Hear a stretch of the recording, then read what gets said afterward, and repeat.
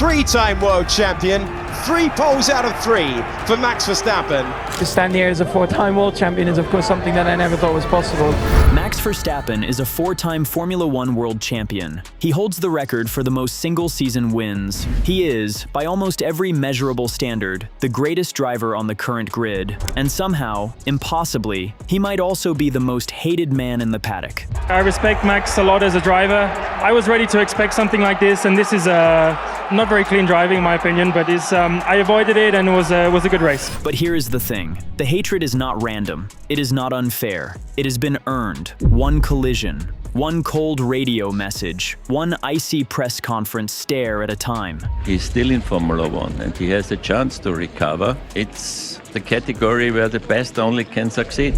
Today, we are breaking down every single reason why F1 drivers, rivals, teammates, and fans cannot stand Max Verstappen. He's sensational talent. I mean, you guys have seen that. You've seen, what he's capable of at such a young age. And trust us, by the end of this, you will completely understand why. Let us get into it.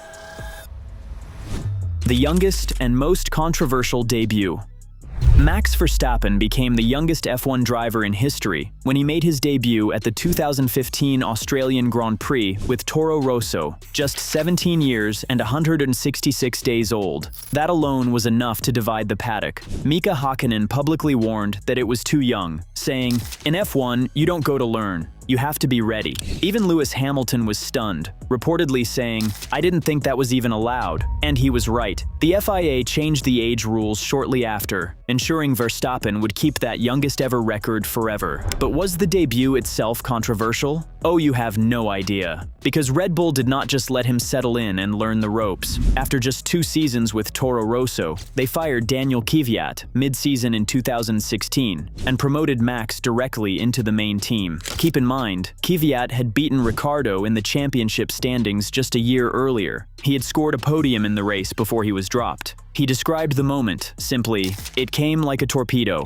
and the paddock was livid. Jenson Button even tweeted at the time, "Really? One bad race and Kvyat's dropped? What about the podium in the previous race?" The whole situation stunk of favoritism. Red Bull was already building the team around this teenager, and everyone could see it. Then Verstappen went to Spain and won his very first race with Red Bull, instantly becoming the youngest race winner in F1 history. You would think that would quiet the critics. Nope. Because of the manner of his arrival, the politics, the favoritism, the age, it had already planted a seed of resentment that would grow into something much bigger. That was the moment Max stopped being a curiosity and started being a problem. For a lot of people in that paddock, he had been handed something that others had to bleed for, and they never forgot it.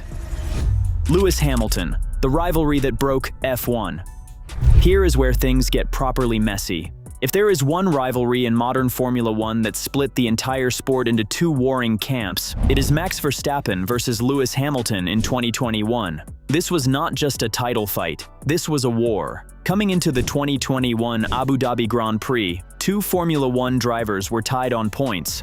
The safety car is coming in at the end of this lap. 7-time world champion Lewis Hamilton and rising star Max Verstappen. Whoever finished higher in the 2021 Abu Dhabi Grand Prix would be the winner.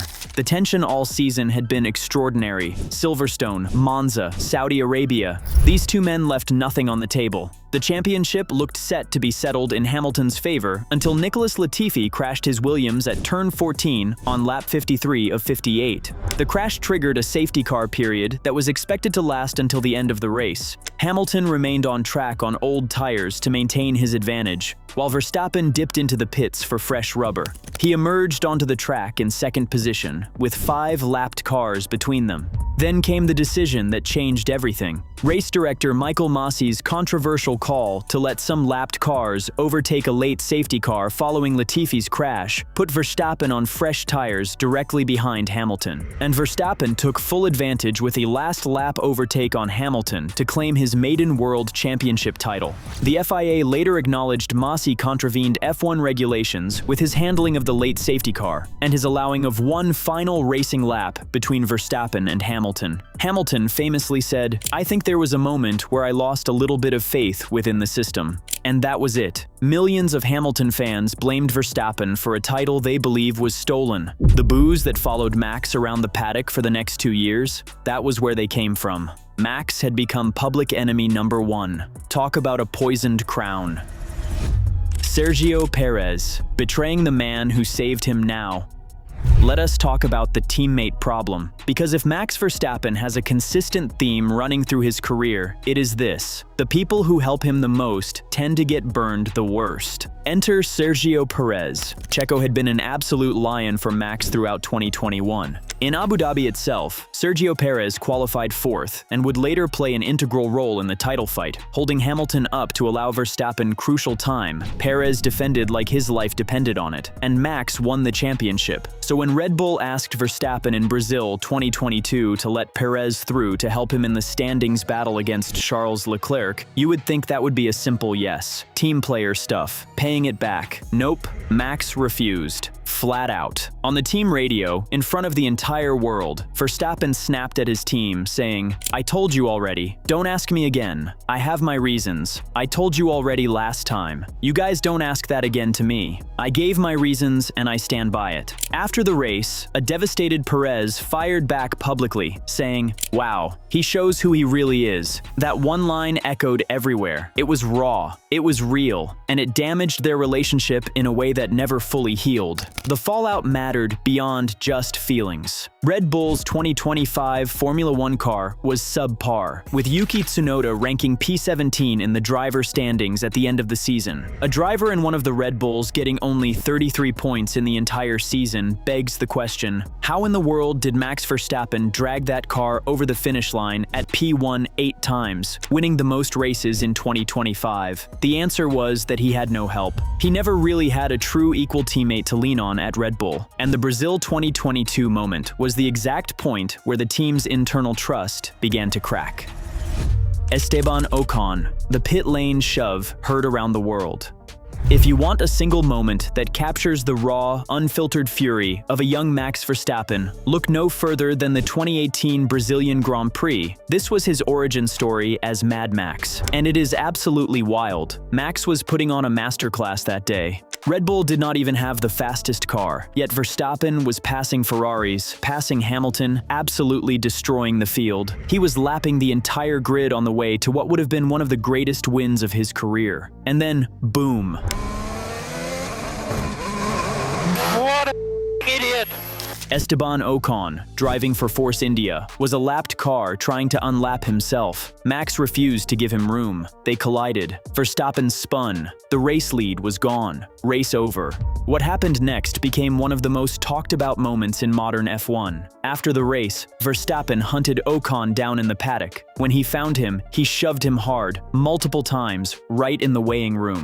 Ocon laughed it off, which somehow made Max even more furious. Verstappen was fuming, reportedly saying of Ocon, "What an idiot." The FIA stepped in and forced Max to do 2 days of public service for his unsportsmanlike behavior. That was the penalty for physically shoving another driver. And Ocon, to this day, has never truly forgotten what happened that afternoon in Brazil. What made it worse was the hypocrisy of it all. Ocon was in the right by the rules. He was unlapping himself as he was supposed to. If he's got the pace, then he is allowed, within the regulation. Max was so determined to win that he refused to give an inch, even when giving that inch was the sensible thing to do. That entitlement, that refusal to accept that any other driver on that track had the right to exist, that was the character trait that people started to identify and resent. Furious, dangerous, entitled, Mad Max was born. The 2024 Austrian Grand Prix, killing the friendship. Speaking of running rivals off the road, let us talk about one of the most controversial moments of the recent era, Austria 2024. The moment Max Verstappen broke what might have been Formula One's most beloved friendship. Lando Norris and Max Verstappen were best mates, genuinely, gaming together, joking at press conferences, celebrating each other's victories. When Lando won his first ever race in Miami in 2024, Max was right there to congratulate him. He even said that if someone was going to beat him, he was glad it was Lando. The bromance was real. And then came lap 64 at the Red Bull Ring. Max Verstappen was slapped with a heavy penalty following a collision with Lando Norris in the closing stages of the Austrian Grand Prix. The duo clashed at turn 3 on lap 64 after Verstappen squeezed Norris under braking. He's got a puncher! He's damaged his front wing! The leading contenders for the World Championship! The top two in the championship almost came to blows on numerous occasions before their eventual crash, with Norris unhappy with what he thought were illegal late defensive moves by the Dutchman. Norris labeled Verstappen's defending stupid and reckless, and said he would lose respect for the three-time world champion if the Dutchman claimed to be the innocent party in their collision. And how did Max respond? He shrugged it off, saying it was just an unfortunate situation. Former F1 driver Johnny Herbert, one of the stewards on the day, was blunt. When we were watching it, it immediately came down to whose fault it was, and it was Max's. The stewards gave Verstappen the maximum available penalty under their guidelines. The incident resulted in punctures for both drivers, allowing George Russell to take the victory, while championship leader Verstappen recovered to 5th, and Norris retired with extensive bodywork damage. The bromance, gone, just like that. Daniel Ricciardo, the teammate he drove out. And the Ocon moment was not even the first time a Red Bull colleague had cause to hate Max Verstappen. Ask Daniel Ricciardo. Actually, by 2018, Daniel Ricciardo had seen enough. The writing was on the wall. When Ricciardo and Verstappen were teammates at Red Bull between 2016 and 2018, they were billed as the most exciting driver pairing in Formula One. Aggressive, talented, spectacular. And behind the scenes, it was a slow-burning disaster. The tension peaked at Baku 2018. The two Red Bull cars collided while racing each other at the front of the pack, taking both of them out of the race. Ricciardo wanted to go left. Verstappen blocked him off. Thought about going right, put on the brakes. Christian Horner called it an unnecessary disaster. Red Bull was losing both points and face at the same time. But the bigger issue was what was happening off the track. Red Bull had gradually begun building the entire team's strategy, resources, and long-term planning around Verstappen. Better contracts, priority treatment, and Ricciardo, who was the more experienced driver at the time, started to feel it. Then, in Hungary 2018, Verstappen crashed into him on lap 1. Again, that was it for Daniel. Instead of signing a new Red Bull deal, he shocked the entire F1 world by announcing a move to Renault. Christian Horner himself later admitted, "I think he didn't want to be Max's teammate anymore." And honestly, who could blame him? Ricciardo did not leave Red Bull. He escaped from it, and the scars from those years never really healed between the two men. The 2025 Spanish Grand Prix, red mist and 9 lost points. Fast forward to 2025. Lando Norris clinched the 2025 F1 championship in the last race of the season against Oscar Piastri and Max Verstappen. But here is what almost everyone forgets when they celebrate Lando's title. Max Verstappen should have been a 5-time world champion. He threw it away himself. In Barcelona, Max Verstappen admitted that he made a mistake by crashing into George Russell at the Spanish Grand Prix after everything went red for him amid extreme frustration. Verstappen was penalized for causing a collision with Russell during the Barcelona race in June. They got Max Verstappen a 10-second penalty to give him his worst result in the Spanish Grand Prix here. Having appeared to intentionally drive his Red Bull into the Mercedes. Here is the context that makes it even more infuriating. Verstappen had been instructed by his Red Bull team to concede P4 to the Mercedes driver in a late flurry of action after the safety car. Verstappen was on hard tires at the race restart versus softs for those around him. Furious at the situation, frustrated with the team, frustrated with the tires, Max drove directly into Russell. Russell said afterward, "I was as surprised as you guys were. I've seen those sort of maneuvers before on simulator games and go-karting, but never in F1. Ultimately, we came home in P4, and he came home in P10. I don't really know what was going through his mind. It felt deliberate in the moment, so it felt surprising." The penalty dropped Verstappen from 5th place to 10th, costing him 9 championship points in a season in which he missed out on the title by 2 points after the final round. 9 points, 2 points short of a 5th world title. The math writes itself. Even his own advisor, Helmut Marko, called it a serious misjudgment. And the British media? They absolutely roasted him. Talk about handing your enemies a gift. George Russell, from rival to public enemy. And of course, George Russell was not exactly sending Max a thank you card after Barcelona 2025. Their relationship had been festering long before that. The tension between Russell and Verstappen had been building for years. It first properly boiled over at the 2023 Baku sprint race, when a bold overtake attempt by Russell led to contact, damaging Verstappen's side pod. After the race, a furious Max stormed up to Russell in the paddock and called him an idiot on live television. Russell, caught off guard, simply replied, "If you don't leave space, what do you expect?" There was no warmth in either of those words. None. Then the 2024 Qatar Grand Prix added another layer when Russell reported that Verstappen had blocked him during a qualifying lap, leading to Verstappen receiving a grid penalty. Max felt the penalty was completely unwarranted. Their relationship kept chilling, race by race. But then Spain 2025 happened, and everything exploded. Max Verstappen walked a penalty tightrope at the next two Grands Prix after moving just one further point away from an automatic one-race ban following his collision with George Russell in the Spanish Grand Prix. The incident saw stewards issue a costly 10-second time penalty, and stewards also added 3 penalty points onto Verstappen's super license, taking him up to 11 for the last 12-month period. One more incident, and Max would have missed a race entirely. That is how close to the edge he was living. And even after all that, even after admitting on Instagram that the move was not right and should not have happened, the grudge did not die. It just moved locations. The journalist incident, Suzuka 2026.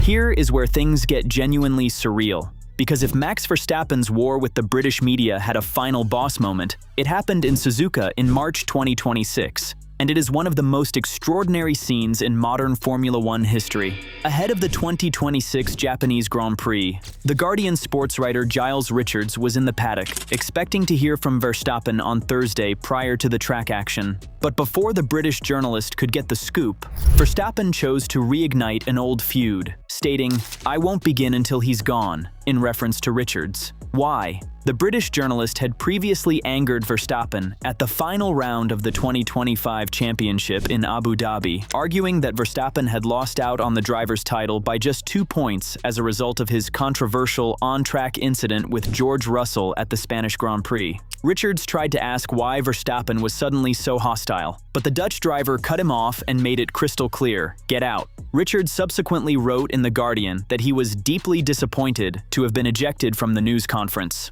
In more than a decade of covering the sport, I have interviewed Verstappen perhaps a dozen times. All of them friendly and good-humored, he said. After winning his 4th world title in Qatar in 2024, Verstappen himself said, "The problem in F1 is that 80 to 85% of the media is British." And this moment at Suzuka was the physical manifestation of that frustration. The backlash was immediate and global. Journalists from the New York Times, The Times, and other outlets said on the Sport Unlocked podcast that they would have walked out in solidarity had they been in the room. The FIA opened discussions with Red Bull. It became an international incident over a press conference. That is the Max Verstappen effect. Whatever he touches, it either wins or it burns. The 2026 season, on the brink of walking away.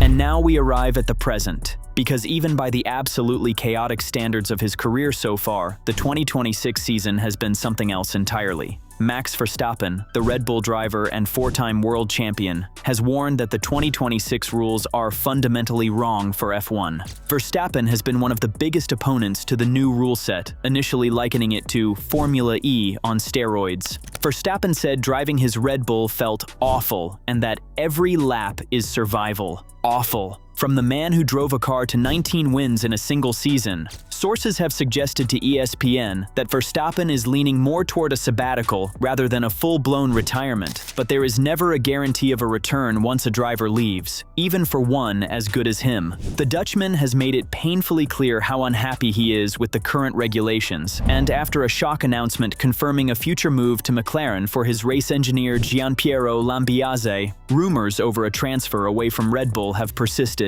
Even Lando Norris, the man who just beat him to the 2025 title, has weighed in. Norris explained that Max quitting Formula One would have positive and negative connotations, revealing he would be a big loss to the sport. He probably is one of the best drivers you'll see in Formula One ever, Norris said. As much as he makes our lives incredibly tough at times, he's always good fun to race against. That is the contradiction at the heart of everything. Even the people who are frustrated by him, even the rivals who have tangled with him on track, even the journalists who have been told to get out of the room, they all acknowledge the same uncomfortable truth. Max Verstappen is the greatest racing driver of his generation, maybe of any generation. And the hatred, the rivalries, the chaos? Verstappen is uncompromising in battle, meaning anyone that ends up fighting with him on a regular basis has to be prepared to go to the limit as well. As we have seen in the past, most notably with Lewis Hamilton, the result is an irresistible force meeting an immovable object. That is not a villain. That is just an apex predator doing what apex predators do. And in Formula One, you either keep up or you get out of the way. Which of these Verstappen rivalries surprised you the most? Is he a genius who is simply misunderstood, or does he genuinely bring the hatred on himself? Let us know your thoughts in the comment section, and before you leave, don't forget to like this video and subscribe to Grid Rivals so you don't miss the next ones.